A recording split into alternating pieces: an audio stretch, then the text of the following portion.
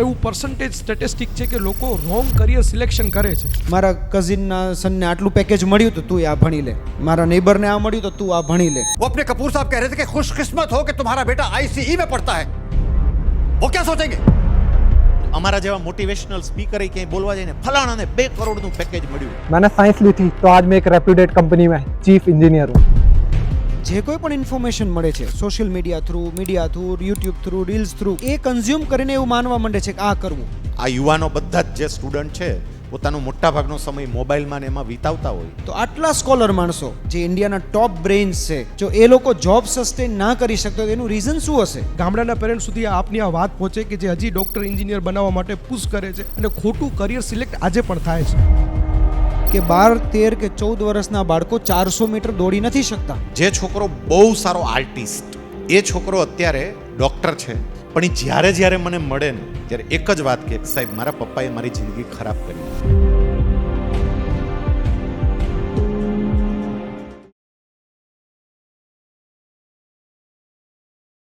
સૌપ્રથમ આપ આપના સ્કેડ્યુલમાંથી અમને સમય આપ્યો, સ્કૂલને સમય આપ્યો અને સ્કૂલ કી બાત ઇનિશિયેટિવને સમય આપ્યો. હૃદયથી હું આપનો આભારી છું સર. Thank you. તમારો પણ આભાર, હાર્દિકભાઈનો આભાર કે મને પણ આ પ્રકારના કાર્યક્રમમાં મારા વિચારો વ્યક્ત કરવા માટેની તક આપી. સર, સ્કૂલ કી બાત માટે મારા માટે એક વસ્તુ બહુ મહત્ત્વની એ છે કે આપ પોતે ગુજરાતી છો અને ગુજરાતી કલ્ચરને આપના જાહેર જીવનથી અને આપના સોશિયલ કનેક્શનથી ગુજરાતી કલ્ચરને અને પેરેન્ટિંગને બહુ સારી રીતે સમજો છો. એટલે આપની વાત ગુજરાતી પેરેન્ટ્સ માટે બહુ મહત્ત્વની થશે. તો અમે થોડા સર ક્વેશ્ચન લિસ્ટ ડાઉન કર્યા છે. એમાં પેરેન્ટિંગના પહેલા ક્વેશ્ચન છે, પછી આપણે સ્ટુડન્ટના ક્વેશ્ચન પણ લેશું. જી ચોક્કસ. અને એક પેરેન્ટ સાથે જે કમ્યુનિકેશન ઓછું થયું છે ડિવાઇસના લીધે કે અત્યારના વાતાવરણના લીધે, તો એ કમ્યુનિકેશન પણ સ્ટાર્ટ કરવાની ઇન્સ્પિરેશન મળે કે કોઈ ખુલ્લીને કોઈ પ્રોબ્લેમ ન કહી શકે પણ અંદર તો ખબર છે. Right sir? તો સર, હું સૌથી પહેલાં પેરેન્ટિંગ છે એ કઈ રીતે ચેન્જ થઈ રહ્યું છે ને આજનું પેરેન્ટિંગ કેવું છે એના પર સર આપ અમને કહો. પેરેન્ટિંગ અંગે આજે આપણે અહીંયા ચર્ચા કરવા માટે બેઠા છીએ. આવી ચર્ચા મારા પેરેન્ટ્સે નથી કરી, એમની સામે આવી ચર્ચા નથી થઈ. મારા દાદા હતા એ જ્યારે પેરેન્ટ્સ બન્યા હશે એ વખતે આ ચર્ચા નહોતી. આપણને ઘણી વખત એવો પ્રશ્ન થાય કે ભૂતકાળમાં તો આવું કશું નહોતું.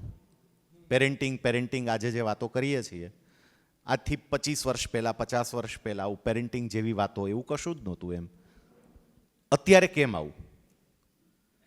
તો જેમ સમય બદલાતો જાય એ સમયની સાથે સાથે કેટલીક બાબતોમાં પણ પરિવર્તન આવતું જાય. હું ઘણી વખત જે વડીલો હોય એ વડીલોને પ્રશ્ન પૂછું કે તમે જ્યારે નાના હતા તો એ વખતે મોબાઈલ ફોન હતો, એ વખતે 5GB સ્પીડવાળું ઇન્ટરનેટ કનેક્શન હતું, એ વખતે સોશિયલ મીડિયાના વિવિધ પ્રકારના પ્લેટફોર્મ્સ હતા, આવું બધું હતું? એટલે બધા સહજ રીતે જવાબ આપે કે ના, અમારી વખતે આવું કશું નહોતું. મેં એવું કહ્યું કે તમારી વખતે આ કશું જ નહોતું અને તમે બહુ ડાયા રહ્યા, તેમાં કોઈ મોટું કામ નથી કરી દીધું. તમને બગડવાના કોઈ ચાન્સ જ નહોતા અને એમાં તમે ડાયા રહ્યા છો. વર્તમાન સમયે આ બધું આવ્યું છે ત્યારે બાળકોના બગડવાના ચાન્સ વધી જાય છે અને એટલે પહેલાં પેરેન્ટિંગની જરૂર નહોતી, અત્યારે પેરેન્ટિંગની જરૂર છે. જો જનરલી આપણે જોઈએ તો અત્યારે જે મેજર ચેન્જ છે કે જૂના સમયમાં નાનપણથી મા બાપ ગળધર કરતા, જોઈન્ટ ફેમિલી હતા તો એકબીજા મોટા ભાઈ બહેનોને જોઈને નાના ભાઈ બહેનનું ઘડતર થતું. રાઈટ? સંસ્કાર અને સમય એવો હતો કે બગડવાના ચાન્સીસ ઓછા હતા. અને પછી 6, 7 કે 8 વર્ષની ઉંમરથી બાળક ગુરુકુળમાં જતું રહેતું, જે બધી જ વિદ્યાઓ શીખીને દરેક વસ્તુમાં પારંગત થયા પછી જ ઘરે પાછું આવતું. જે આજના સમયમાં મોટો ચેન્જ છે, કારણ કે આજે 6, 7 કે 8 અવરની સ્કૂલ પૂરી થયા પછી સ્કૂલના અવર્સ કરતાં વધારે અવર્સ બાળક ઘરે છે. એટલે શિક્ષકોનો કે સ્કૂલ એન્વાયરમેન્ટ કરતાં વધારે ઇમ્પેક્ટ એના પર ઘરની છે, જે ગુરુકુળના સમયમાં ગુરુકુળની હતી. અને ઇવન તમે ગુરુકુળનો ડેવલપમેન્ટ જુઓ તો સવારે ગુરુ ઉઠે એ પહેલાં ઉઠીને પાણી ભરવું, ત્યાંથી લઈને રાત્રે ગુરુ સૂવે ત્યારે એના પગ દબાવ્યા પછી સૂવું, અહીંયા સુધીની દરેક વસ્તુ, એ રાજાનો બાળક હોય તો ભલે, જેમ કે કૃષ્ણ સુદામા હતા તો કૃષ્ણ રાજકુમાર હતા, સુદામા એક ગરીબ બ્રાહ્મણના બાળક હતા, એક જ સાથે રહે. રાઈટ, દરેક કામ ઇક્વલી કરે કે ભાઈ વરસાદમાં લાકડા કાપવા જવા ને પ્રખ્યાત ઘટના કૃષ્ણ સુદામાની, દરેક કામ ઇક્વલી દરેક માણસ કરે કે સોસાયટીના દરેક ભાગને સમજે, દરેક નાના મોટા વ્યક્તિઓને સમજે, દરેક કામ પોતાની લાઈફમાં જે કરવાનું છે દરેક કામ જાતે કરવા માટે એબલ બને, એ દરેક વસ્તુ ત્યાં શીખવાની હતી. જે સમય આજે બદલાઈ ગયો, જેમ સાહેબે કહ્યું એમ, તો આજે પેરેન્ટિંગ એટલા માટે પણ બહુ વધારે ઇમ્પોર્ટન્ટ છે કારણ કે પેરેન્ટ્સ પાસે સ્કૂલ કરતાં બાળક વધારે અવર્સ માટે છે. રાઈટ, ઘરનું એન્વાયરમેન્ટ, સોસાયટીનું એન્વાયરમેન્ટ, સરાઉન્ડિંગ એને વધારે ઇમ્પેક્ટ કરે છે. તો આ ટાઈમે જો આપણે સાચી દિશાનું પેરેન્ટિંગ કરીએ તો એટલી જ તેજસ્વી જનરેશન આજે પણ ડેવલપ કરવી પોસિબલ છે જ. ઇવન આજના બાળકો તો ત્યાં એ બાળકો કરતાં ઘણા વધારે હોશિયાર છે. ખાલી ડિરેક્શન આપવાની વાત છે, જે સ્કૂલ અને પેરેન્ટ્સ સાથે મળીને જો આપે તો આપણે પ્રોબેબલી એટલા જ તેજસ્વી વ્યક્તિઓ આવતા સમય માટે ડેવલપ કરી શકીશું. સરસ સર, બહુ સારી વાત કરી કે એન્વાયરમેન્ટ છે એ જે રીતે એક છોડને અસર કરે છે તો બાળકને કેમ અસર ન કરે. એન્વાયરમેન્ટ મોટું રોલ પ્લે કરે છે. પેરેન્ટિંગના રિયલ પ્રોબ્લેમ્સ છે જે તમે આઈડેન્ટિફાય કર્યા છે એના પર સર થોડું વાત કરો, કેમ કે આ પોડકાસ્ટ ઘણા બધા પેરેન્ટ્સ સાંભળવાના છે. તો પેરેન્ટિંગમાં ચેલેન્જીસ કયા કયા આપ જોઈ રહ્યા છો અને એને જેના પર વાત કરો છો તો એના વિશે સર થોડું કહો. દરેક પેરેન્ટ્સ એ બાળક છે એ બાળકના માલિક નથી, એના માળી છે. હું આ જ વાતને ઘણી વખત એવું કહું છું કે બાળકો આપણા નથી, આપણા દ્વારા આવ્યા છે, આપણા નથી. અને પેરેન્ટ્સની ભૂમિકા આવા સંજોગોમાં કઈ હોય તો માત્ર ને માત્ર એક ફેસિલિટેટર તરીકેની એની ભૂમિકા હોય. પ્રશ્ન ક્યાં થાય છે કે માતા પિતાની અપેક્ષાઓ પોતાના સંતાનો પ્રત્યે એટલી બધી વધી જાય છે. માતા પિતાના જે કંઈ પણ અધૂરાઓ સપના હોય એ બધા જ અધૂરા સપના પોતાના બાળકો દ્વારા એ પૂરા કરાવવા માંગે છે, જે પ્રેક્ટિકલી શક્ય નથી. ઈશ્વર જ્યારે આ જગતમાં કોઈ પણ બાળકને મોકલે ત્યારે જે આટલા મોટા બ્રહ્માંડનું સંચાલન કરતા હોય એવી પરમ શક્તિને તો ખબર જ હશે કે હું કયા હેતુ માટે આ બાળકને આ જગતમાં મોકલી રહ્યો છું. પણ પેરેન્ટ્સ શું કરે છે કે ઈશ્વરે આ બાળકને કયા હેતુ માટે આ જગતમાં મોકલ્યું છે એના ઉપર કોઈ વિચાર કરવાને બદલે પોતે એની પાસેથી શું અપેક્ષા રાખે છે એના ઉપર એ વધારે ભાર મૂકે છે. અને એને કારણે એવું થાય છે કે એ બાળકની ક્ષમતાઓ જે પૂર્ણપણે ખીલવી જોઈએ ને એ ખીલી શકતી નથી. હું તમને એક બીજું ઉદાહરણ આપું. માની લો કે આંબો છે એ નાનો અંકુરિત થયો, તો કોઈ પણ વ્યક્તિ આંબા પાસે ક્યારેય એવી અપેક્ષા નહીં રાખે કે આ મને બોર આપે. અપેક્ષા રાખશે જ નહીં કોઈ. એને ખબર જ છે કે આ મોટો થશે તો કેરી જ આપશે. કે એક પેરેન્ટ્સ, હું રાજકોટ સ્પીપામાં ડેપ્યુટી ડાયરેક્ટર હતો, એટલે એક પેરેન્ટ્સ મને મળવા માટે આવ્યા. પછી એમણે મને એવું કહ્યું કે સર મારે મારા દીકરાને નીટની તૈયારી કરાવી છે. અત્યારે પેરેન્ટ્સને નીટને જીનું બહુ લાગ્યું છે કે મારે મારા દીકરાને નીટની તૈયારી કરાવી છે, તો મારે એના માટે શું તકેદારી રાખવી જોઈએ. એટલે મેં એમને પૂછ્યું કે તમારા દીકરાની ઉંમર કેટલી છે, કયા સ્ટાન્ડર્ડમાં સ્ટડી કરે છે. મને કે સાહેબ હજી તો એ સેકન્ડ સ્ટાન્ડર્ડમાં છે, બીજા ધોરણમાં છે. એટલે તમે વિચાર કરજો કે એ દીકરાની હાર્ડલી ઉંમર 7 કે 8 વર્ષ હશે. પછી મેં કીધું હજી બીજા ધોરણમાં છે અને તમે એની નીટની તૈયારી કરાવવા માંગો છો? મને કે હા સાહેબ. પછી મેં એમને રમૂજમાં તરત કહ્યું, મેં કીધું તો તમે મોડા છો, આ છોકરાને તૈયારી કરાવવામાં તમે મોડા છો. મને કે કેમ? મેં તમે આ જન્મમાં તૈયારી કરાવો છો, ખરેખર આગલા જન્મમાં તૈયારી કરાવવાની જરૂર હતી, શરૂઆત ત્યાંથી કરવાની જરૂર હતી. આ તો આ જન્મમાં આટલા તમે મોડા છો. હું તમને જે કહેવા માંગુ છું એ તમે સમજી શકો છો કે પેરેન્ટ્સની અપેક્ષાઓ પોતાના સંતાનો પ્રત્યે એટલી બધી વધી ગઈ છે ને, એટલે એ ભૂલી જ ગયા છે હવે કે મારે આની પાસેથી માલિક તરીકે કામ નથી લેવાનું, મારે માત્ર માળી તરીકે. માળી કામ શું કરે છે? આપણું જે મૂળ સૂત્ર હતું એ કામ શું કરે છે કે ભાઈ છોડની આસપાસ કદાચ કંઈ નિંદામણ થયું તો એને દૂર કરી દે, કે આ ઘાસ કદાચ એનો વિકાસ અટકાવશે તો એને દૂર કરી દે. એને એવું લાગે કે આને થોડી ખાતરની જરૂર છે, ખાતર આપે. એને એવું લાગે કે આને સૂર્યપ્રકાશની જરૂર છે, પૂરતો સૂર્યપ્રકાશ મળે એટલો પ્રયત્ન કરે. કોઈ માળીને ક્યારેય તમે જોયું કે આમ છોડને ખેંચે કે હાલ જલ્દી મોટો થા, મોટો થા, મોટો થા? શક્ય જ નથી. એ માત્ર ને માત્ર એને વિકસવા માટે જેવા વાતાવરણની જરૂર છે વાતાવરણ પૂરું પાડે એટલે પેલો છોડ આપોઆપ વિકસે. માતા પિતાએ આ જ કરવાનું છે કે બાળકોને યોગ્ય વાતાવરણ આપો એટલે એ પૂર્ણપણે વિકસશે. એને વિકસાવવા માટેનો પ્રયત્ન ન કરો, માત્ર વાતાવરણ આપો. તમારી જવાબદારી આટલી જ છે પેરેન્ટ્સ તરીકે. સ્ટુડન્ટ્સ કે ચાઇલ્ડ પોતે સમજે છે, પેરેન્ટ્સ પોતે પણ સમજે છે કે પેરેન્ટિંગના ચેલેન્જ શું છે, પણ ક્યાંય ને ક્યાંય મેઇન મુદ્દો કે ક્વેશ્ચન એવો આવે છે કે એમને ખબર નથી કે આના માટે શું કરવું. મોટા ભાગે એવો સિચ્યુએશન અમે જોઈએ છીએ કે એવું નથી કે પેરેન્ટ્સને કરવું નથી હોતું. 90% 95% પેરેન્ટ્સને એવું છે કે ભાઈ અમને સોલ્યુશન જોઈએ જ છે. ઈધર એમને ક્વેશ્ચન પૂછતા નથી આવડતો, કે એમને પ્રોબ્લેમ રેપ્રેઝન્ટ કરતા નથી આવડતો, ઓર એમની પાસે એક થરો ગાઈડન્સ નથી કે ભાઈ આજે સપોઝ મારું ચાઇલ્ડ નાનું છે કે નર્સરીમાં છે કે સ્ટાન્ડર્ડ 3rd સુધીનું ચાઇલ્ડ છે, તો આ એજમાં શું કરવું, આ એજમાં કઈ વસ્તુ પર ફોકસ કરવું ને શાના પર ના કરવું. 10 યર્સથી લઈને 13, 14, 15 યર્સ સુધીનું ચાઇલ્ડ છે, તો આ એજમાં કઈ વસ્તુ પર ફોકસ કરવું, કે 15 યર્સ પછી 22, 23 સુધીનું ચાઇલ્ડ છે જે ટીનેજ સુધીની એજ છે ત્યાં શું કરવું. સો મેજર ઇશ્યુ અત્યારે જે છે એ એક પ્રોપર ગાઈડન્સનો છે. બીજું, જ્યારે ગાઈડન્સ નથી ત્યારે વેક્યુમ છે. વેક્યુમ છે એટલે એમને જે કોઈ પણ ઇન્ફોર્મેશન મળે છે social media through, YouTube through, reels through, એ કન્ઝ્યુમ કરીને એવું માનવા માંડે છે કે આ કરવું, અથવા એના સરાઉન્ડિંગમાં જે છે એ સરાઉન્ડિંગને રિયાલિટી માનીને પોતાના ચાઇલ્ડને એ પ્રમાણે ડેવલપ કરવાની ટ્રાય કરે છે.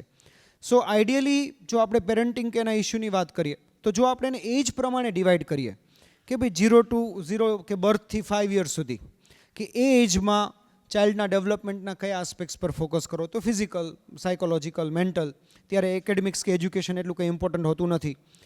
5 to 10 યર્સ સુધી કે જ્યાં એજ્યુકેશનનું બિગિનિંગ છે, બાળકના ડેવલપમેન્ટનું બિગિનિંગ છે, ફિઝિકલી એ ઇન્ડિપેન્ડન્ટ છે, તો એ એજમાં કઈ વસ્તુઓ પર ફોકસ કરી શકાય. ખાલી એકેડેમિક્સ પર્પઝથી નહીં, પર્સનલ પર્પઝથી પણ, કે એ એજમાં ફિઝિકાલિટી કેવી રીતના ડેવલપ કરવી, સારી હેબિટ્સ કેવી રીતના ડેવલપ કરવી, સાયકોલોજીકલ ડેવલપમેન્ટ સાયન્ટિફિકલી શું થતું હોય છે, અને એજ્યુકેશનમાં તમે શું ધ્યાન આપી શકો. કારણ કે એ ટાઈમમાં પણ એજ્યુકેશનની એવી કોઈ એકેડેમિક્સની એવી કોઈ રિગરસ રિક્વાયરમેન્ટ હોતી નથી 4th, 5th સ્ટાન્ડર્ડ સુધી. પછી 10 to 13 કે 15 યર્સની એજ જુઓ કે જે એડોલસન્સની એજ હવે 10 યર્સ ડૉક્ટર કાઉન્ટ કરવા, મેડિકલ સાયન્સ કાઉન્ટ કરવા માંડ્યું છે. તો એડોલસન્સમાં તમે કઈ વસ્તુનું ધ્યાન રાખી શકો, તો હવે ડિસિપ્લિનની સાથે તમે પ્રોબેબલી ફ્રેન્ડલી બિહેવિયર કે એમની ઇમોશન્સને સમજવી, ડ્યુ ફ્રીડમ સાથે એક પ્રોપર ગાઈડન્સ. જેમ સરે કહ્યું કે ભાઈ નિંદામણ દૂર કરવાનું છે, છોડને નથી ખેંચવાનો. તો જો કંઈ એવું લાગે તો એને આપણે રિમૂવ કેવી રીતના કરીને વધારે સારો ગ્રોથ થાય એના માટે ખાતર, પાણી કે બીજા સપોર્ટિવ એન્વાયરમેન્ટ કેવી રીતના પૂરું કરીએ, એના માટે પેરેન્ટ્સ શું કરી શકે. અને ત્યારથી ટીનેજ શરૂ થાય અને ઇન્ડિપેન્ડન્ટ એડલ્ટ બને એ એજમાં પેરેન્ટ્સ શું કરી શકે, ક્યાં ધ્યાન રાખવું, ક્યાં કંટ્રોલ કરવો અને ક્યાં સપોર્ટ કરવો. આ વસ્તુનું જો આપણે કોમ્બિનેશન પેરેન્ટ્સ સમજી શકે તો ઇટ સેલ્ફ ઇઝ પેરેન્ટિંગ. અને આપણે જો જૂના સમયની કે થોડા ટાઈમ પહેલાંની વાત કરીએ છીએ તો આ જ બાય ડિફોલ્ટ થઈ જતું હતું, રાઈટ. અત્યારે આપણે કરવું પડે છે કારણ કે ન્યુક્લિયર ફેમિલી છે, 1 બાળકો છે, 2 બાળકો છે, તો પેરેન્ટ્સનો રોલ વધી ગયો. પહેલાં કઝિન થ્રુ, અંકલ આંટ, નાની ઉંમરના કાકા કાકી, મામા મામી હોય એમના થ્રુ આ વસ્તુ જ ઇનડિરેક્ટલી થતી કે એમના ફ્રેન્ડ બની જતા. ઘરમાં કોઈ એડલ્ટ હતું જે ડિસિપ્લિનમાં રાખતું, નાની ઉંમર મોટા ભાઈ બહેન હોય કે નાની ઉંમરના કાકા કાકી, મામા મામી હોય, ફ્રેન્ડશિપ તરીકે એમની સાથે ડીલ કરતા. તો ઇન અ વે એ વસ્તુ ઇનડિરેક્ટલી થઈ જતી. તો જો આપણે એજ વાઇઝ અને બાળકના ડેવલપમેન્ટ વાઇઝ એને આઈડેન્ટિફાઈ કરી શકીએ તો પેરેન્ટિંગ ઇશ્યુ નથી, ખાલી સાચી ઇન્ફોર્મેશન અને સાચા સોર્સ આઈડેન્ટિફાઈ કરીને લીધેલી ઇન્ફોર્મેશન, એટલું I think more then enough છે. આજે સર બાળકના વિકાસમાં પેરેન્ટિંગના ચેલેન્જની આપણે વાત કરીએ અને બહુ મોટો રોલ છે પેરેન્ટિંગનો. જેમ સરે વાત કરી કે વધારે સમય એ ઘરે સ્પેન્ડ કરે છે અને પણ એ સ્કૂલમાં પણ સમય તો સ્પેન્ડ કરે છે. તો સર આજના આપનું બહુ વિશાળ અનુભવ છે સર, આપણે બુક્સ લખી છે, આપ સેમિનારમાં જાઓ છો, આપ સર લાખો લોકોને મળો છો, તો ખરેખર આપણા ગુજરાતી પેરેન્ટ્સના કોન્ટેક્સમાં જ પૂછું છું કે ગુજરાતી પેરેન્ટ્સે સ્કૂલ પાસેથી શું અપેક્ષા રાખવી જોઈએ અને સ્કૂલની જવાબદારી ખરેખર શું છે આપના મતે? જો પહેલું તો પેરેન્ટ્સના અનુસંધાને કહું, તમે આમાં 2 ક્વેશ્ચન પૂછ્યા કે પેરેન્ટ્સની રિસ્પોન્સિબિલિટી શું, સ્કૂલની રિસ્પોન્સિબિલિટી શું. પેરેન્ટ્સના અનુસંધાને એટલું કહું કે મોટાભાગના પેરેન્ટ્સના મનમાં એક વાત કઈ ચોંટી ગઈ છે કે અમે ફી ભરી દીધી એટલે હવે અમારી જવાબદારી પૂરી, અમે ફી ભરી દીધી છે, હવે તમે સંભાળો, તમે કામ કરો. પણ કોઈ પણ બાળક શાળામાં જેટલો સમય વિતાવે છે એના કરતાં બમણો, 3 ગણો કે કેટલાક સંજોગોમાં 4 ગણો સમય એ પોતાના માતા પિતા સાથે વિતાવે છે. એટલે માતા પિતા તરીકેની રિસ્પોન્સિબિલિટી બહુ જ મહત્ત્વની આપશે કે બાળક સ્કૂલમાં જે સમય વિતાવે છે અને સ્કૂલમાં જે શીખે છે એ જ વસ્તુ સ્કૂલમાંથી એને જે કંઈ પણ માર્ગદર્શન મળ્યું છે, જે કંઈ પણ તાલીમ મળી છે, જે કંઈ પણ શિક્ષણ મળ્યું છે, જે કંઈ પણ સંસ્કાર મળ્યા છે, એ જ પાછા ઘરે પણ કેરી ફોરવર્ડ થાય અને ઘરે પણ એનું અનુસરણ થાય. એના માટે માતા પિતાએ જોવું પડશે. તમે સહયોગની વાત કરી તો હું 2-3 મુદ્દાઓ જસ્ટ તમને કહું કે ભાઈ માતા પિતાએ કઈ રીતે સહયોગ આપવો જોઈએ. સૌથી પહેલામાં પહેલું, આ મારી અંગત માન્યતા છે, બાકીના લોકોની માન્યતા જુદી પણ હોઈ શકે. મારી પહેલી માન્યતા કે હું પહેલું એવું માનું છું કે કોઈ પણ માતા પિતાએ પોતાના ગમે એટલા અગત્યના કામને એક બાજુ મૂકીને શાળા જ્યારે પેરેન્ટ્સ મિટિંગ રાખે ને તો એમાં હાજર રહેવું જોઈએ. આ પહેલો સહયોગ. મારા બાળકને હું શ્રેષ્ઠ બાળક બનાવવા માંગતો હોય, મારા ગમે એટલા અગત્યના કામ હોય, મારે મારા કામને એક બાજુ રાખી દેવા જોઈએ, કારણ કે મારા માટે મારું બાળક મહત્ત્વનું છે. સાહેબ, રાજકોટની એક સ્કૂલની અંદર 10th અને 12thના વિદ્યાર્થીઓ માટેનો એક મોટિવેશનલ સેમિનાર હતો. સાંજનો 6 થી 8નો સમય હતો ને હું એ સેમિનારમાં વક્તા તરીકે હતો. હું જ્યારે બોલવા માટે મંચ ઉપર આવ્યો ને મેં જોયું તો સામે એડિશનલ કલેક્ટર બેઠા હતા. રાજકોટના તે વખતના એડિશનલ કલેક્ટર હતા અને એ સામે બેઠા હતા. એટલે મને એવું થયું કે એ અહીંયા બેઠા, પછી કાર્યક્રમ પૂરો થયો, એ મને મળવા માટે આવ્યા અને એવું કહ્યું કે મારી દીકરી અહીંયા 10th બોર્ડમાં છે. એટલે સાહેબ, એ સમય એવો હતો કે એમની હાજરી ત્યાં ઓફિસમાં હોય, એને બદલે એ આવ્યા હતા. મેં એવું કહ્યું કે તમે કેમ અહીંયા આવ્યા? અને એણે મને જવાબ આપ્યો કે સાહેબ, હું માત્ર એડિશનલ કલેક્ટર નથી, હું એક પિતા પણ છું. એડિશનલ કલેક્ટર તરીકે હું ગમે એટલો સક્સેસ હોય, પણ જો હું પિતા તરીકે નિષ્ફળ જાઉં ને તો મારું જીવન નિષ્ફળ જ છે. એટલે મારે બધા જ રોલને બેલેન્સ કરવા પડે, એટલે હું આવ્યો છું. કેટલીય વખત આપણને એવું જોવા મળે કે માતા પિતાને શાળા દ્વારા આ પેરેન્ટ મિટિંગ્સનું આયોજન કર્યું હોય એના કરતાં પણ પોતાનું કામ વધારે અગત્યનું લાગતું હોય. તો પહેલું, હું શાળાને શું સહયોગ આપી શકું? જ્યારે જ્યારે શાળા મને બોલાવે એ કાર્યક્રમમાં હું હાજર રહું. સેકન્ડ, જ્યારે બાળકો માટે કોઈ પ્રાઇઝ ડિસ્ટ્રીબ્યુશનનો પ્રોગ્રામ હોય, કોઈ કલ્ચરલ પ્રોગ્રામ હોય, તો આવા પ્રોગ્રામમાં પેરેન્ટ્સે ખાસ હાજર રહેવું જોઈએ. કારણ કે દરેક બાળકને એવી ઈચ્છા હોય કે મારા મમ્મી પપ્પા એવું કહે છે કે ભાઈ તું વાંચતો નથી, તને મેથ્સમાં માર્ક નથી આવતા, તને સાયન્સમાં માર્ક નથી આવતા, પણ મારા મમ્મી પપ્પાને એ ખબર નથી કે હું કેટલો સારો ડાન્સર છું. મારા મમ્મી પપ્પાને એ ખબર નથી હું કેટલું સારું મ્યુઝિક વગાડું છું. જો આજના એ કાર્યક્રમમાં આવે જોવે કે મારો દીકરો કે મારી દીકરી આટલું સરસ મ્યુઝિક વગાડી શકે છે, આટલો સરસ ડાન્સ કરી શકે છે, એનામાં આ ટેલેન્ટ પણ છે. એટલે દરેક બાળકને એવી ઈચ્છા હોય કે એની સ્કૂલમાં જ્યારે કોઈ કલ્ચરલ ઇવેન્ટ હોય, પાર્ટિસિપેટ કરતા હોય, તો પેરેન્ટ્સ એમાં ખાસ આવે, ઉપસ્થિત રહે, હાજર રહે. મારે એ કરવું જોઈએ. ત્રીજી બાબત કે શાળા અને શિક્ષક એ મારા બાળકના દુશ્મન નથી.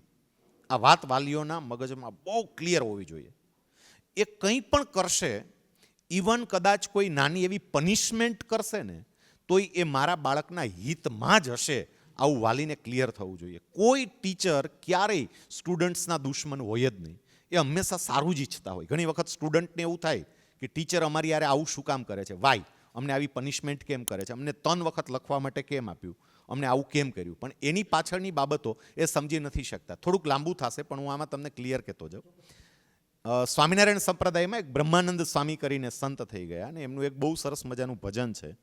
એમણે એવું કહ્યું, અનલ અહી જો ગ્રહે અજાણે તો છોડાવે રોવારી રે. અનલ એટલે અગ્નિ અને અહી એટલે નાગ. નાનું બાળક હોય અને લાલચોળ કોલસો દૂર જોવે ને તો બાળકને પકડવો ગમે, એટલે એ દોડે એને પકડવા માટે. અહી એટલે નાગ, સાપ ચાલતો ચાલતો જતો હોય, ચડકતો હોય, વાંકો ચૂકો જતો હોય, બાળકને એ મજા આવે, એને પકડવા દોડે. પણ એના હિતેચ્છુ જે હોય, એની માં હોય કે બીજું કોઈ હોય ને ત્યાં ઉપસ્થિત હોય તો શું કરે, તો છોડાવે રોવારી રે. બાળક રડે ને તો પણ એને અડવા ના દે, એને ખેંચી લે પાછું. બાળકને એવું થાય કે આ મને કેમ નથી પકડવા દેતા, પણ એ બાળકને ખબર નથી કે તને કેટલું નુકસાન કરશે. એમ ઘણી વખત વિદ્યાર્થીઓને ખબર નથી હોતી કે મારી શાળાએ લીધેલા અમુક નિર્ણયો મને શું કામ આ મને કેમ હેરાન કરે છે. તને હેરાન કરવા માટે નથી બેટા, તારા હિત માટે છે. તને નથી સમજાતું કે જો આવું થશે ને તો તને તકલીફ પડશે. એ બાળકને નથી સમજાતું. પેરેન્ટ્સે સમજવું પડે કે મારા બાળક માટે શાળા કે શિક્ષક જે કંઈ પણ નિર્ણય લે ને એ એના હિત માટે હશે. ચોથી બાબત, કદાચ હું હમણાં જ્યારે આવતો હતો ત્યારે હાર્દિકભાઈએ વાત કરી કે એમણે બહુ સરસ મજાનું ઇનિશિયેટિવ શરૂ કર્યું અહીંયા કે ભાઈ વિદ્યાર્થીઓ પાસે સમયાંતરે થોડી એને સ્વચ્છતાની ટેવ પડે તો પોતાનો વર્ગખંડ એ જાતે સાફ કરે, એમની બેન્ચ એ જાતે સાફ કરે, લોબી જાતે સાફ કરે. છે બહુ સામાન્ય બાબત. જ્યારે અમે શાળામાં ભણતા તો અમે શાળા સ્વચ્છતા અભિયાન અમારે ત્યાં ચાલતું. એ વખતે હજી તો મોદી સાહેબ સ્વચ્છ ભારત નહોતા લાવ્યા, પણ અમે બધા વિદ્યાર્થીઓ ડોલો પાણીની ભરી આવીએ, આખો રૂમ સાફ કરીએ.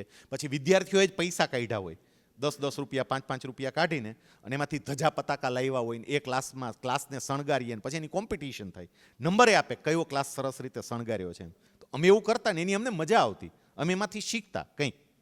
આજે કદાચ કોઈ શાળા વિદ્યાર્થી પાસે શારીરિક શ્રમ, જે લગભગ શાળા કરાવતી નથી, કારણ કે હવે તો બિચારી શાળાએ બીવા માંડીને શાળાના સંચાલકો ડરવા માંડ્યા.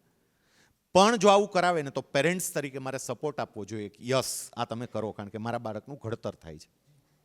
એટલે પેરેન્ટ્સે શાળા પાસે શું અપેક્ષા રાખવી જોઈએ? તમે જે કહો છો, પહેલી બાબત કે મેં તમને કહ્યું કે આટલી એમને સપોર્ટ આપવો જોઈએ. બીજું કે બધું જ શાળા કરી દેશે એવું નહીં, પેરેન્ટ્સ તરીકે મારી પણ કેટલીક રિસ્પોન્સિબિલિટી આવે. અને બીજું તમે એક એ પણ કહ્યું કે ભાઈ શાળાની રિસ્પોન્સિબિલિટી શું વિદ્યાર્થીઓ પ્રત્યે, તો એમાં એટલું કહું કે દરેક શાળા આવે એ સમજતી થઈ છે. પહેલાંના સમયમાં શું હતું કે પિતાજી કમાવા માટે જતા, મમ્મી ઘરે હોય એટલે બાળકનું ધ્યાન રાખતી. પણ હવે વર્તમાન સમય એવું બન્યું છે કે બે છેડા ભેગા કરવા માટે મમ્મી અને પપ્પા બેએ કમાવા જવું પડે, એટલે બાળકનું ધ્યાન રાખનાર કોઈ છે જ નહીં. તો સ્કૂલે પેરેન્ટ્સને તૈયાર કરે એ વાત સાચી, પણ પેરેન્ટ્સની ભૂમિકામાં સ્કૂલે પણ હવે આવવું પડશે. ટીચરે માત્ર ટીચર બની રહીને કામ કરશે એવું નહીં ચાલે, ટીચરે પેરેન્ટ્સ પણ બનવું પડશે. ક્લાસની અંદર કોઈ છોકરો કશું બોલતો નથી, મૂંગો છે, તો મારે ટીચર તરીકે માત્ર એને સમાજ વિદ્યા નથી ભણાવવાનું, સાથે સાથે એ જોવાનું છે કે બોલતો નથી, એના લાઈફમાં કંઈક પ્રોબ્લેમ લાગે છે, હું એની જોડે બેસી અને 2 મિનિટ એમની જોડે કંઈક યસ. એટલે સ્કૂલે માત્ર ને માત્ર સ્કૂલ તરીકેની ભૂમિકા નહીં ભજવવાની રહે, હવે થોડીક એને પેરેન્ટિંગના રોલમાં સ્કૂલે પણ આવવું પડશે, પેરેન્ટ્સના રોલમાં. પેરેન્ટ્સ થોડા બને, થોડાક બાળકોને સમજવાનો પ્રયત્ન કરે. સર, હું પેરેન્ટ્સ સાઈડ તો નહીં કમ્યુનિકેટ કરું, પણ એ સ્કૂલની સાઈડે હું જરૂર વાત કરીશ, કારણ કે એ અમારી એક્સપર્ટીઝ કે અમારો અનુભવ છે. સ્કૂલ ઘણું બધું કરી શકે, અને આઈડિયલી પણ એવું છે કે સ્કૂલ ક્યારેય પણ બિઝનેસ ના હોવો જોઈએ. સ્કૂલ હંમેશા બાળક માટે કામ કરવી જોઈએ. જો આ એક ફંડામેન્ટલ દરેક શાળા સ્વીકારી લે ને કે અમે બાળકો માટે છીએ, જો દરેક શિક્ષક સ્વીકારી લે તો પછી કંઈ કહેવું જ ના પડે, કારણ કે દરેક નાનો મોટો ઇસ્યુ ત્યાં જ સોલ્વ થઈ જાય છે કે મારે ચાઇલ્ડ માટે શું કરવાનું છે. જો હું કરું છું તો હું એક સારી સ્કૂલ છું, હું એક સારો શિક્ષક છું, હું એક સારો પ્રિન્સિપલ છું, અને મારું કામ પૂરું થઈ રહ્યું છે. પણ જો લેમેન ટર્મ્સમાં આપણે વાત કરીએ તો આજના સમય પ્રમાણે આઈ થિંક સૌથી મોટી જરૂરિયાત છે બાળકોનું કેરેક્ટરનું ઘડતર. જો સારા નાગરિકો બન્યા, જો સારા માણસો બન્યા, તો એ સફળ થઈ જ જશે, રાઈટ. એટલે કેરેક્ટરનું ઘડતર, એમની હેબિટ્સનું ઘડતર, કે સારી હેબિટ ડેવલપ કરવી, સારું કેરેક્ટર ડેવલપ કરવું, તો એ બાળક સ્કોર કંઈ પણ લાવશે, સ્ટડી કંઈ પણ કરશે, એની લાઈફમાં આવતી દરેક પરિસ્થિતિમાં રસ્તો કાઢીને સાચા રસ્તે પોતે તો જશે જ, પોતાના પરિવારને લઈ જશે, પણ આખા સમાજને દોરશે. સો એક કેરેક્ટર અને હેબિટ્સનું ઘડતર એ હવે શાળાની જવાબદારી છે, કારણ કે જેમ આપણે વાત કરી કે પેરેન્ટિંગ ચેન્જ થયું છે, એમ સ્કૂલનો રોલ્સ પણ ચેન્જ થયો છે. તો એ એક વસ્તુ પેરેન્ટ્સની સાથે જો શાળા કરે તો એક બહુ મોટો બેનિફિટ આપણે આખી સોસાયટીને આપી શકશું. બીજું જે આપણે પર્ટિક્યુલરલી ઇન્ડિયામાં કે આપણા દેશમાં કે આપણા રાજ્યમાં જરૂર છે, ટેકનોલોજીને ઓપનલી એક્સેપ્ટ કરીને બાળકોને ભવિષ્ય માટે તૈયાર કરવા, રાઈટ. આપણે હજુ એ જ ઘરેડમાં બાળકોને ભણાવીએ છીએ. સિલેબસ ચેન્જ થાય કે ના થાય એની સાથે બહુ મતલબ નથી, પણ આઈડિયલી જે આવનારા સમયની ચેલેન્જ છે એ જો શાળા સમજીને, શિક્ષકો સમજીને બાળકોને એના માટે તૈયાર કરે તો દુનિયાની કોઈ તાકાત 150 કરોડના દેશને પાછળ ના રાખી શકે. તો એ ટેકનોલોજીને એક્સેપ્ટ કરીને બાળકોના ભવિષ્યનું ઘડતર થાય કે ફ્યુચરમાં આપણું બાળક કઈ ટેકનોલોજી સામે, કઈ કોમ્પિટિશન સામે જવાનું છે, એના માટે એને તૈયાર કરીએ, નહીં કે ગ્રેડ્સ માટે, કે નહીં કે એક્ઝામ માટે, કે નહીં કે રિઝલ્ટ માટે. ત્રીજી એક બહુ જ ઇમ્પોર્ટન્ટ વાત છે, એ છે બાળકોના ફિઝિકલ ડેવલપમેન્ટ પર એટલું જ ધ્યાન, રાઈટ. કે ફૂડથી લઈને એક્સરસાઇઝ સુધી કે ગેમ્સ સુધી એના પર એટલું જ ઇમ્પોર્ટન્સ આપવું કે જેટલું આપણે મેથ્સ, સાયન્સ, એસએસ કે ઇંગ્લિશ, હિન્દીના સ્ટડીઝને આપીએ છીએ. જો ફિઝિકલ ડેવલપમેન્ટને ધ્યાન આપીશું તો જ આવનારી જનરેશન કામ કરવા માટે એબલ રહેશે. અને અમે એકચ્યુઅલી આને થોડું વધારે સિરિયસલી સમજીએ છીએ, કારણ કે આજે અમે જોઈએ છીએ કે 12, 13 કે 14 વર્ષના બાળકો 400 મીટર દોડી નથી શકતા. સેલ્ફ એમ્પ્લોયડ હોય, એને કામ કરવાનું હશે ત્યારે કેવી રીતના કરશે? આપણી જનરેશને આ વસ્તુ કરી શકે એનું કારણ હતું કે આપણે શેરીમાં મોટા થયા, આપણે ખેતરમાં ફર્યા, એટલે ઇનડિરેક્ટલી આપણી પાસે એટલી એક્ટિવિટી હતી. આ જનરેશન પાસે શેરીમાં રમવાના કોમન પ્લોટ અવેલેબલ નથી. બધી જ જગ્યાએ કાર પાર્ક છે, રમવા જાય ને કાચ ફૂટી જાય તો એક બીજો પ્રશ્ન છે. તો એટલીસ્ટ હવે આ વસ્તુ સ્કૂલ એન્ડથી થઈ શકે કે ફિઝિકલ ડેવલપમેન્ટ પર ઇક્વલ ઇમ્પોર્ટન્સ આપીએ. જો શિક્ષણની સાથે આ 3 વસ્તુ આપણે એડ કરીએ, કેરેક્ટર ડેવલપમેન્ટ, ભવિષ્યની કોમ્પિટિશન માટે બાળકોને પ્રિપેર કરવા, અને ફિઝિકલ ડેવલપમેન્ટ બાળકોનું, તો આઈ ડોન્ટ થિંક કે આપણા કોઈ પણ બાળકને, કોઈ પણ સ્કૂલ કે કોઈ પણ ઇન્સ્ટિટ્યુશન આપણા કોઈ પણ બાળકને એવી રીતના રાખશે કે જેથી એનું ભવિષ્ય બ્રાઇટ ના બને. સરસ સર, તમારો જે આખો જે અનુભવ છે પેરેન્ટ્સ સાથે વાત કરવાનો, બાળકો સાથે વાત કરવાનો, એ અનુભવ પરથી સર અમને એવા ગોલ્ડન મંત્ર જે તમારા ફેવરિટ હોય અને તમને જે લાગે છે કે ગુજરાતી બાળકો અને પેરેન્ટ માટે જરૂરી અચ્છા. છે, તો એ સર આપ જો કહો. બંને માટે એક એક વાત આપણે લઈએ. એક તો પેરેન્ટ્સ માટે, હમણાં હાર્દિક સર પણ વાત કરતા હતા કે કેરેક્ટર બિલ્ડિંગ, ચારિત્ર ઘડતર એ અત્યંત જરૂરી છે. એટલે હું પહેલો જ મંત્ર આપું કે તમારા સંતાનોની માર્કશીટ સારી થાય એટલું જ નહીં, એની હાર્ટશીટ સારી થાય ને એવો પ્રયત્ન પણ કરો. માત્ર માર્કશીટ નહીં, માર્કશીટ તો બરોબર છે, પણ એની સાથે એની હાર્ટશીટ પણ સારી થાય, એનું હૃદય પણ વિશાળ થાય, વેલ્યુ ભાવનાત્મક એ દ્રષ્ટિએ. બીજું કે સમાજમાં કોઈને દુઃખી જોઈને એનું હૃદય પણ દુઃખની અનુભૂતિ કરે. બાળકને સંવેદનશીલ બનાવો. આ વાત નીકળી છે એટલે હું તમને એક પ્રેક્ટિકલી, તમે જ્યાં કહ્યું છે એના આધારે એક પ્રેક્ટિકલી વાત કરું. હાર્દિક સર હમણાં એટલે અમુક વર્ષ થયા, મારા એક મિત્રએ કહ્યું કે મારો બાળક પ્રાથમિક શાળામાં છે, તો તમે જેમ કીધું ને કે ગોલ્ડન મંત્ર આપો કંઈક, મને કે એવી કંઈક એક્ટિવિટી આપો કે મારું બાળક છે એનું, તમે વાત કરો છો કે ભાઈ એનું હૃદય છે એ વિશાળ બને અને એનું હૃદય છે એ લોકોના દુઃખ દર્દને અનુભવે. પ્રેક્ટિકલ શું એ મને કહો એમ. પછી મેં એમને એવું કહ્યું કે કામ કરો, તમારો દીકરો એ લગભગ 5મા ધોરણમાં સ્ટડી કરતો હતો, એટલે હાર્ડલી એની 11 વર્ષની ઉંમર હતી. મેં એવું કહ્યું કે કામ કરો, તમે એને છે ને દર મહિને 100 રૂપિયા તમારે એને આપવાના. દર મહિને 100 રૂપિયા. 100 રૂપિયા આપો. પછી તમારે એને એવું કહેવાનું, જો બેટા આ 100 રૂપિયા તારે તારા માટે વાપરવાના નથી, તારે બીજા કોઈ માટે વાપરવાના જેને ખરા અર્થમાં કંઈક જરૂર હોય, એના માટે તું યુઝ કરજે. પછી એમણે પ્રેક્ટિકલી એપ્લાય કર્યું. પહેલો મહિનો 100 રૂપિયા આપ્યા પોતાના દીકરાને. નિયમ હતો કે 3-4 દિવસમાં વાપરીને એનો હિસાબ આપવાનો. એને બદલે વધારે સમય થઈ ગયો, દીકરાએ હિસાબ ન આપ્યો, એટલે પેલા પિતાએ બેસીને એ છોકરાને કહ્યું કે બેટા મેં તને 100 રૂપિયા આપ્યા, ઘણો સમય થયો, હજી તે મને હિસાબ નથી આપ્યો, તે વાપર્યા ક્યાં? છોકરો કે પપ્પા સોરી, હું તમને અત્યારે હિસાબ નહીં આપી શકું, તમારે રાહ જોવી પડશે, હું હિસાબ આપીશ પણ અત્યારે નહીં આપી શકું. બીજા મહિને પાછા 100 આપ્યા, હિસાબ ના આવ્યો. ત્રીજા મહિને પાછા 100 આપ્યા.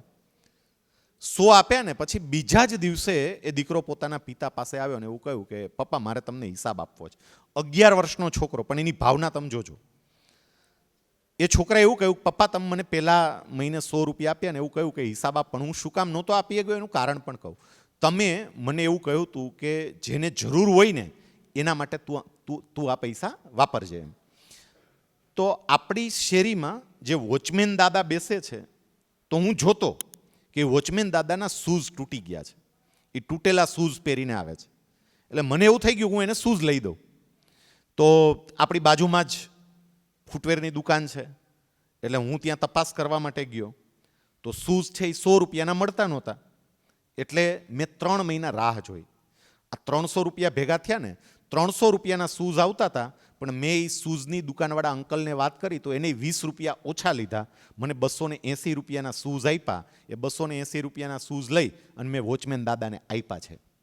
સાહેબ આ પ્રસંગ જ્યારે મેં સાંભળ્યો, એ છોકરાએ, એના પપ્પાએ મને વાત કરી કે સાહેબ ખરા અર્થમાં મારા દીકરાનું હૃદય મોટું થવા માંડ્યું એમ.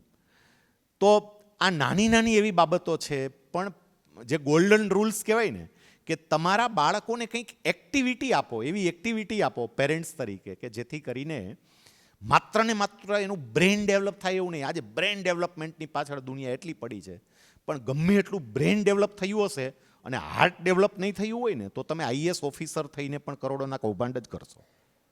એટલે હાર્ટ ડેવલપ થવું એ બહુ જરૂરી છે કે જેથી કરીને તમને ગામડાની વિધવાની ચિંતા થાય અને કમસે કમ વિધવા પેન્શન તમે ખાઈ ન જાઓ.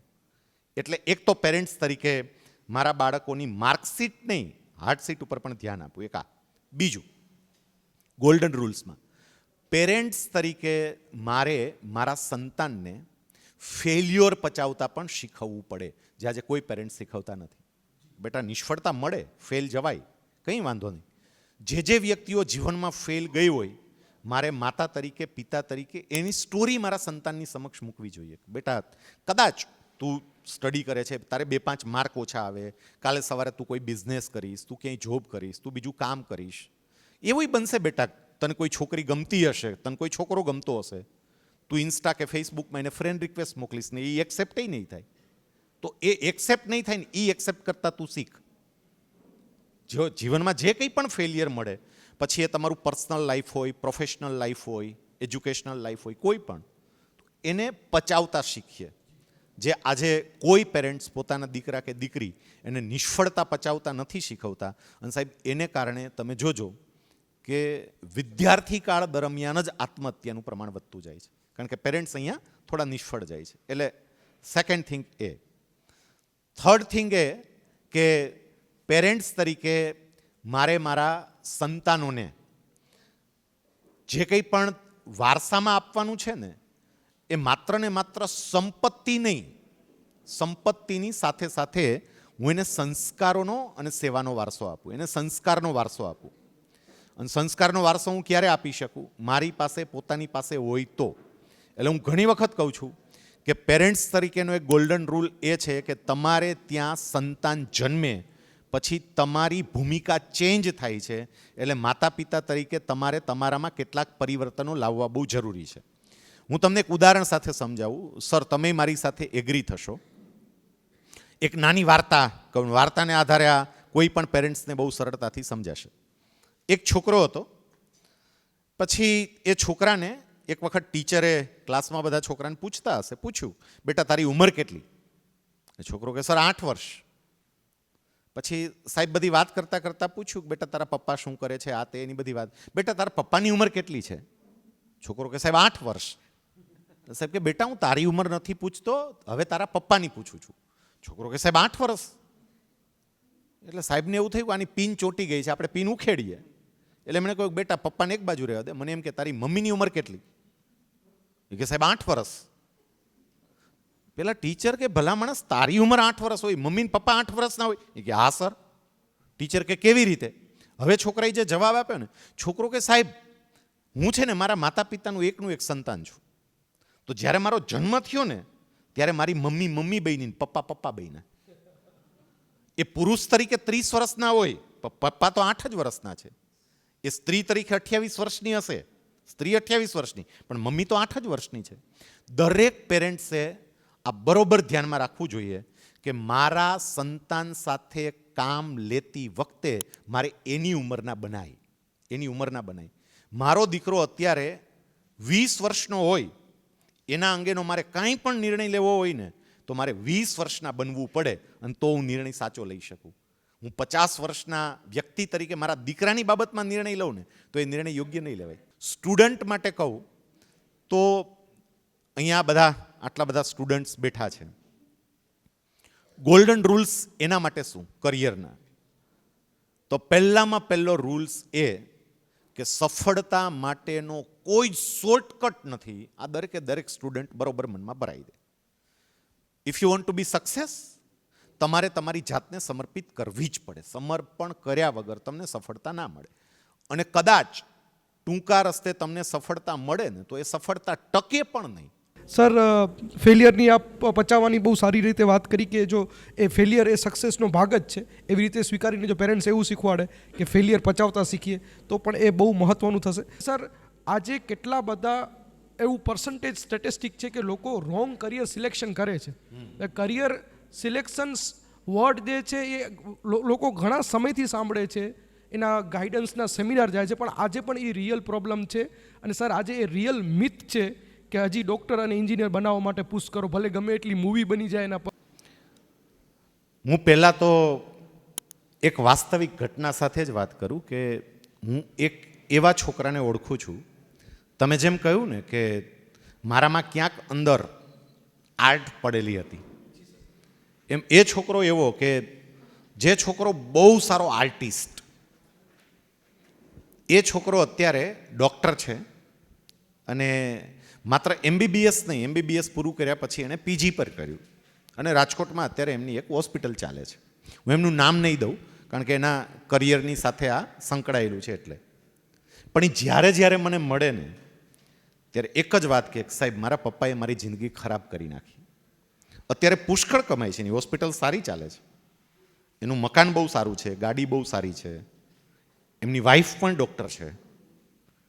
પણ એ મળે ત્યારે મને એટલું તો કહે જ કે સાહેબ મારા પપ્પાએ મારી જિંદગી ખરાબ કરી નાખી. હું કહું આટલું સરસ તો આપ્યું, એમ લોકોને શું જોઈએ? સરસ રહેવા માટેનું મકાન, સરસ ગાડી, સમાજમાં પ્રતિષ્ઠા, જે બધું તમારી પાસે છે. એ કે સાહેબ અંદરનો આનંદ ક્યાં? જે મને મળતો જ નથી, હું કરી જ નથી શકતો. એમ આપણે ત્યાં કેટલાક એવા ઇન્સ્ટિટ્યૂટ આવ્યા અને એ ઇન્સ્ટિટ્યૂટે વાલીઓના મગજમાં એવું નાખી દીધું કે ડૉક્ટર અને એન્જિનિયર સિવાય આ જગતમાં બીજું કંઈ છે જ નહીં. સાહેબ નાખી દીધું બધા વાલીઓના મગજમાં. અને વાલીઓને એક જ સપનું બતાવે કે તમારો દીકરો કે તમારી દીકરી ડૉક્ટર થશે જ. ક્યારે? અમારું આ ઇન્સ્ટિટ્યૂટ જોઈન કરો ત્યારે.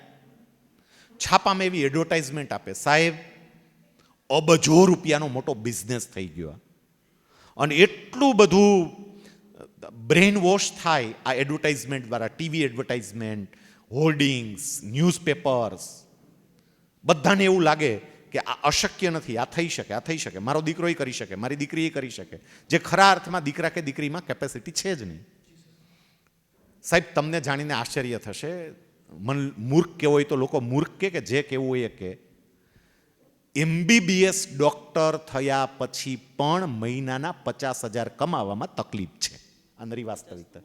હા, મેડિકલ ઓફિસર તરીકે ઓલી મલ્ટી સ્પેશિયાલિટી હોસ્પિટલ હોય ને એમાંય કોઈ હવે રાખવા તૈયાર નથી. હું કરોડો રૂપિયાનો ખર્ચો કરીને મારી જો હોસ્પિટલ બનાવી શકું તો બરોબર છે, બાકી સાધારણ પરિવારમાંથી આવેલો દીકરો કે દીકરી MBBS થઈ જાય, BAMS થઈ જાય અને પછી પોતાનું ઘર ચલાવવા માટે એને જેટલું કમાવવું પડે ને એમાંય મુશ્કેલી છે. કેટલાય દીકરા કે દીકરીઓ ડૉક્ટર થયા પછી મળવા માટે આવે, એન્જિનિયર થયા પછી મળવા માટે આવે કે અમારે હવે સ્પર્ધાત્મક પરીક્ષાની તૈયારી કરવી છે.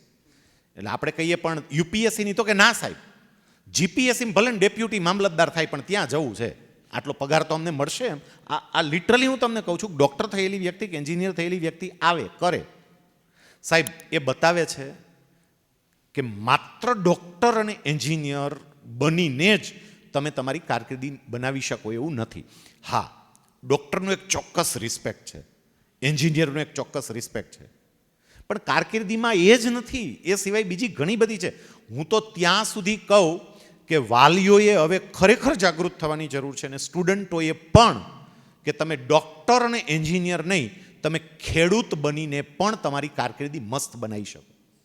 સાહેબ તમને જાણીને યોગેશભાઈ આશ્ચર્ય થશે કે બનાસકાંઠા જિલ્લાની અંદર ગામડાની બહેનો પશુપાલન કરીને વર્ષના 50-50 લાખ કમાય છે. બોલો, પશુપાલન કરીને ભેંસો રાખી હોય અને ડેરીમાં દૂધ ભરતી હોય. આ હમણાં જ પેલું દૂધસાગર, મહેસાણાવાળી દૂધસાગર, બનાસ, એ અમુક ડેરીઓએ એવા નિર્ણય કર્યા કે ભાઈ આપણે જે બહેનો આપણે ત્યાં દૂધ જમા કરાવે છે તો એને થોડી વધારે રકમ, જે આપણો પ્રોફિટ હતો એમાંથી આપવી છે. તો એ વધારાની રકમો જે બહેનોને મળી ને એ 50-50 લાખ, 40-40 લાખ એટલો જ વધારો ખાલી એને એમને વધારા તરીકે મળી ગયું. તો આ પણ બિઝનેસ છે, આપણે જોઈ જ નથી શકતા. શું કામ? ખબર નહીં, આપણે એવું કલ્ચર પેદા કરી રહ્યા છીએ કે જેમાં મેં તમને કહ્યું ને, હેમરિંગ કરીને doctor engineer, doctor engineer, doctor engineer, એક જ બાબત. સર, મેં તો એવું તમે સાંભળ્યું હશે કે આ વિદ્યાર્થીઓને જ્યારે મોટિવેટ, અને એને આપણે દુઃખની વાત તો એ છે કે એને આપણે મોટિવેશન કહીએ છીએ. વિદ્યાર્થીઓને મોટિવેટ કરવાના હોય ને ત્યારે ઉદાહરણ કેવું આપે ખબર? ભણજે, ભણવામાં ધ્યાન રાખજે, નકર ખેતી કરવી પડશે. એનો મતલબ એમ કે ખેતી નબળી છે? આનો મતલબ તમે એમ જ કહી દીધું ખેતી નબળી છે.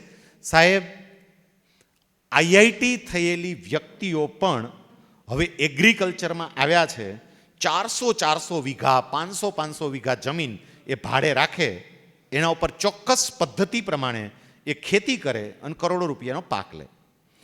તમારે આર્થિક ઉપાર્જન જ કરવું હોય તો ઘણા બધા ક્ષેત્રો છે. તમારે પ્રતિષ્ઠા જ પ્રાપ્ત કરવી હોય તો ઘણા બધા ક્ષેત્રો છે. માત્ર આ 2 ક્ષેત્રો નથી. એટલે વાલીઓ ખાસ વિચારે, મેડિકલ કોલેજ એમાં એડમિશન આપવા માટેની સીટ મર્યાદિત છે. એ મર્યાદા કરતાં વધારે એડમિશન ન આપી શકાય. અત્યારે કોઈ એક સંસ્થા કે જે નીટની પરીક્ષાની તૈયારી કરાવે છે અને પાછું ખાતરી આપે કે અમારે ત્યાં વિદ્યાર્થીઓ આવે એને એડમિશન મળશે જ, અને એને ત્યાં સ્ટડી કરતા વિદ્યાર્થીઓનો સરવાળો મારો ને તો સમગ્ર ગુજરાત રાજ્યની અંદર મેડિકલની જેટલી સીટ હોય ને એના કરતાં 20 ગણા વિદ્યાર્થીઓ એમને ત્યાં સ્ટડી કરતા હશે. અને પાછા ગેરંટી આપે કે અમારે ત્યાં આવનારા વિદ્યાર્થીઓ બધાને એડમિશન મળે છે. વાલીઓ આ સમજે કે ડૉક્ટર અને એન્જિનિયર બન્યા વગર પણ તમે મસ્ત કારકિર્દી બનાવી શકો. સાહેબ, અમુક વાણંદ એવા છે, વાણંદ, કે જે વાળ કાપવાના 10,000 રૂપિયા લે છે. વાળ કાપવાના 10,000 રૂપિયા લે અને લિટરલી એની એપોઇન્ટમેન્ટ લેવી પડે. ડૉક્ટરની એપોઇન્ટમેન્ટ ન લેવી પડે. લો, બિચારો માખી મારતો હોય, અમુક બેઠો હોય, જાઓ એટલે ઓલા તરત કહે કમ્પાઉન્ડર જાઓ સાહેબ અંદર જ બેઠા છે. એની એપોઇન્ટમેન્ટની જરૂર ન પડે, ઓલા વાણંદની એપોઇન્ટમેન્ટ લેવી પડે તમારે. તમને 3 દિવસે 4 દિવસે આ બેનો બધાય ખર્ચો બહુ કરતા હોય, 20,000 રૂપિયા ખર્ચે હેરસ્ટાઇલ માટે. તો જો તમારામાં ટેલેન્ટ હોય, તમારામાં એક્સપર્ટાઇઝ હોય તો તમે કોઈ પણ ક્ષેત્રની અંદર સફળ થઈ શકો. અને હવે એવો સમય આવ્યો છે કે જ્યાં દુનિયા તમામે તમામ ક્ષેત્રને સ્વીકારે છે. બાળકો તરફથી હું આપના પાસે એ ગાઈડન્સ માંગવા માંગુ છું કે જે બાળક પોતાની અંદરથી દરેક સારું કરવા માંગે છે, એને ઘણીવાર ડિસ્ટ્રેક્શન નડે છે, એને ઘણીવાર એન્વાયરમેન્ટ નડે છે, એને બીજા એવા ઘણા બધા પ્રોબ્લેમ હોય છે કે જેનાથી એ સારું નથી કરી શકતો અથવા પોતાને સંતોષ થાય એવું નથી કરી શકતો. તો સર એ પ્લીઝ એ બાળકોને આપ એડ્રેસ કરો. ઓકે, હવે જેટલા વિદ્યાર્થીઓ સામે બેઠા છે એને લગતો તમે પ્રશ્ન કર્યો કે આ બધા લોકોને કંઈક ને કંઈક કરવાની ઈચ્છા છે, કરી કેમ નથી શકતા, અથવા તો કરવાનો પ્રયત્ન કરે છે તો એમાં સફળતા કેમ નથી મળતી. હું એક સરસ મજાના એક્ઝામ્પલ દ્વારા આ દરેકે દરેક વ્યક્તિને સમજાવવાનો પ્રયત્ન કરું. કોઈ પણ વ્યક્તિ હશે, તમે જે કહ્યું હતું ને કે ગામડાની વ્યક્તિ હોય તો પણ એ કદાચ સમજી જશે, એવા એક્ઝામ્પલથી આપણે સમજવાનો પ્રયત્ન કરીએ. માની લો કે કૂવો છે. સ્ટુડન્ટ પણ જરા ધ્યાનથી આ વાતને સાંભળજો. એક કૂવો છે, કૂવામાંથી મારે પાણી સિંચવાનું છે. મારી પાસે એક ડોલ છે, 10 લીટરની કેપેસિટીવાળી એ ડોલ છે. એટલે 10 લીટરની કેપેસિટીવાળી એ ડોલ હું કૂવામાં નાખીશ. કૂવામાં નાખી અને પાણી સિંચીશ. પછી 100 મીટર દૂર મારે ચાલતા ચાલતા જવાનું છે અને 100 મીટર દૂર ત્યાં એક ટાંકી છે. એ ટાંકી 100 લીટરની છે. કૂવામાં પેલી 10 લીટરની ડોલ નાખીશ, પાણી સિંચીશ. પાણી સિંચીને ચાલતા ચાલતા 100 મીટર જઈશ, મારી ડોલ ખાલી કરીશ ટાંકીમાં, ફરી આવીશ, ફરી સિંચીશ. એક સિમ્પલ ગણિતનો ક્વેશ્ચન હું પૂછું કે મારી પાસે આ 10 લીટરની કેપેસિટીવાળી ડોલ છે અને બીજો એક ઓપ્શન મારી પાસે એ આવે છે કે 1 જ લીટરની ડોલ છે. એને પણ મારે કૂવામાં નાખવાની, 1 લીટર પાણી ખેંચવાનું, 100 મીટર ચાલતા ચાલતા જવાનું અને પેલી ટાંકીમાં નાખવાનું. તો હવે કોઈ એવું પૂછે કે કઈ ટાંકીથી ડોલ વહેલી ભરાય, 10 લીટરની પેલી કઈ ડોલથી ટાંકી વહેલી ભરાય, 10 લીટરની ડોલથી ટાંકી વહેલી ભરાય કે 1 લીટરની ડોલથી ટાંકી વહેલી ભરાય? કોઈ પણ વ્યક્તિ સામાન્ય ગણિત જાણતો હોય ને તરત જવાબ આપે કે 10 લીટરની ડોલથી ટાંકી વહેલી ભરાય. કારણ કે તમારે 10 ડોલ જ પાણી નાખવું પડે એટલે 100 લીટરની ટાંકી ભરાઈ જાય. પણ 1 લીટરની ડોલ હોય તો તમારે 100 વખત આંટા મારવા પડે. હવે હું આનો જવાબ આપું. ટેકનિકલી, મેથેમેટિક્સની રીતે અને વ્યવહારિક રીતે 10 લીટરની ડોલથી જ ટાંકી વહેલી ભરાય. પણ એવું શક્ય છે કે 10 લીટરની ડોલ કરતાં 1 લીટરની ડોલથી પણ ટાંકી વહેલી ભરાઈ શકે. કઈ રીતે? 10 લીટરની ડોલ છે પણ એ ડોલમાં કાણા પડી ગયા હોય, કાણા, તો પાણી એમાં ટકે જ નહીં, પાણી બધું જતું રહે. ક્ષમતા છે પણ પેલા કાણા પડી ગયા ને એ કાણાને કારણે ક્ષમતા બધી જતી રહે છે, પૂરું થઈ જાય છે. 1 લીટરની ડોલ ક્ષમતા ઓછી છે પણ એમાં કાણા નથી, અને કાણા ન હોવાને કારણે એ પૂરી એફિશિયન્સી સાથે કામ કરે છે.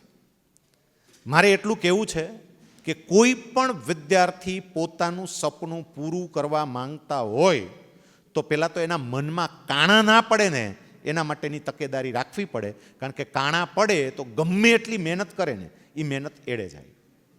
કાણા ક્યાંથી પડે? મારા એવા મિત્રો કે જે મિત્રો પણ મારા મનની અંદર એની વાતો દ્વારા, એના વિચારો દ્વારા કાણા પાડે. મોબાઈલ એક એવું ઇન્સ્ટ્રુમેન્ટ છે કે જે તમને મદદ પણ કરે, જે તમને નુકસાન પણ કરે. જેમ શ્રીમદ ભગવદ્ ગીતામાં ભગવાન એવું કહે છે કે મન જ માણસનું મિત્ર છે અને મન જ માણસનું શત્રુ છે. મોબાઈલ પણ એવી વસ્તુ છે કે જે વિદ્યાર્થીઓને મદદ પણ કરે, વિદ્યાર્થીઓને નુકસાન પણ કરે. સાહેબ, વિદ્યાર્થીઓ બહુ જ પ્રયત્ન કરે છે અને છતાંય પોતાના ધ્યેયને પ્રાપ્ત નથી કરી શકતા. તો એની પાછળનું એક કારણ હું એવું માનું છું કે એની આસપાસનું વાતાવરણ, એની આસપાસની વ્યક્તિ અને એની આસપાસના વિચારો એની મનોસ્થિતિ બદલી નાખે છે. અને એને કારણે એને જ્યાં પહોંચવું છે ને ત્યાં ક્ષમતા છે, કેપેસિટી છે, પૂરેપૂરી કેપેસિટી છે, પણ આસપાસનું વાતાવરણ, વ્યક્તિ અને વિચાર એની કેપેસિટીને સાવ ખતમ કરી દે છે. આ બધા સમજી શકે એટલે હું ઉદાહરણ. ક્રિકેટ જગતમાં એક સાથે આવેલી બે વ્યક્તિ, સચિન તેંડુલકર અને વિનોદ કાંબલી, બંનેની એન્ટ્રી એક સાથે થઈ. અમે એ વખતે નાના હતા જ્યારે આ બંને ક્રિકેટ જગતમાં આવ્યા, અને બધા લોકો એવું કહેતા કે વિનોદ કાંબલી એટલે ભારતને એક સ્ટાર ક્રિકેટર મળી ગયો, અદ્ભુત ક્રિકેટર મળી ગયો, કારણ કે એની એન્ટ્રી જબરજસ્ત હતી. સાહેબ, પરિસ્થિતિ એ આવી કે વિનોદ કાંબલી ખૂબ ટેલેન્ટેડ, ખૂબ સક્ષમ, બધી રીતે તૈયાર હોવા છતાં એ કશું ના કરી શક્યો. અને આજે એવી પરિસ્થિતિમાં આવ્યો કે હોસ્પિટલાઇઝ થવું પડે તો એનું બિલ પણ કોઈક બીજો ભરે તો એ સારવાર લઈ શકે. અને એની સામે Sachin Tendulkar God of cricket થઈ ગયા. આટલું બધું ડિફરન્સ કેમ? એમ કેપેસિટી તો વિનોદ કાંબલીની વધારે હતી, કારણ કે લોકોએ જોયું બધાએ એ વખતે. કારણ માત્ર એટલું કે વિનોદ કાંબલી એવા મિત્રોના આસપાસ એની આસપાસ એવા મિત્રો આવી ગયા ને, એ મિત્રોએ એને વિનોદ કાંબલીને કહી દીધું કે હવે પ્રેક્ટિસ કરવાની બહુ જરૂર ના હોય, આમ પ્રેક્ટિસ ના કરાય બહુ, તું ક્રિકેટર છો, સ્ટાર ક્રિકેટર થઈ ગયો, હવે શું પ્રેક્ટિસ કરવાની હોય, હવે આપણે એન્જોય કરો, લાઈફને એન્જોય કરો.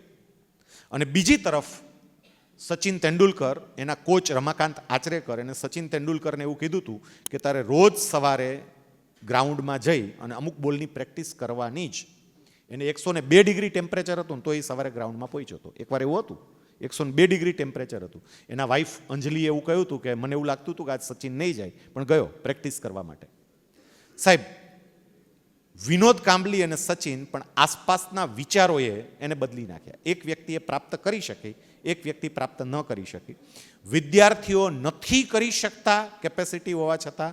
એની પાછળનું એક અત્યંત મહત્વનું કારણ મેં તમને જે કહ્યું એ, જો એને ખરેખર સમજવાનો પ્રયત્ન કરે, એનાલિસિસ કરવાનો પ્રયત્ન કરે, આપેલું કહીએ ને સબ દર્દો કી એક દવા, એની જેમ ખરેખર તમે જોવા જાવ ને તો તમારી આસપાસની વ્યક્તિ, વિચારો અને વાતાવરણ.